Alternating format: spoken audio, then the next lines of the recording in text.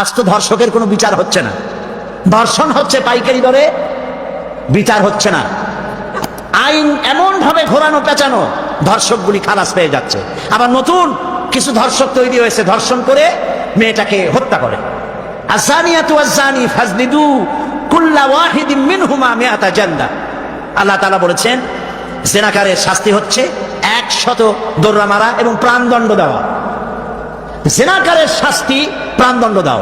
জেনা করেছে প্রমাণিত হয়েছে, অবিবাহিতা যদি হয় দোররা মারো, আর যদি বিবাহিতা হয় পাথর মারিয়া উড়ায় দাও। আজ তো ধর্ষকের কোনো বিচার হচ্ছে না, ধর্ষণ হচ্ছে পাইকারি দরে, বিচার হচ্ছে না। আইন এমন ভাবে ঘোরানো পেঁচানো, ধর্ষকগুলি খালাস পেয়ে যাচ্ছে। আবার নতুন কিছু ধর্ষক তৈরি হয়েছে, ধর্ষণ করে মেয়েটাকে হত্যা করে।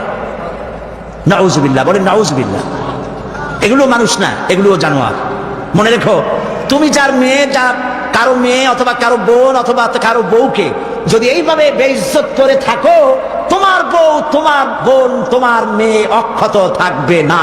এই ধরনের তাদের উপরেও ধর্ষণ হবে। বলেন নাউজুবিল্লাহ, বলেন নাউজুবিল্লাহ। অশ্লীলতার প্রচার প্রসার যত বেশি হবে, জেনা ব্যভিচার তত বেশি হবে, ঠিক কিনা? তারপরে ডিসেন্টিনার মাধ্যমে হাবিজাবি ছবি এগুলি দেখানো বন্ধ করতে হবে। বিবাহ সহজ করুন, অশ্লীলতা বন্ধ করুন, জেনা ব্যভিচার ধর্ষণ এমনি কমে যাবে। আলহামদুলিল্লাহ বলে।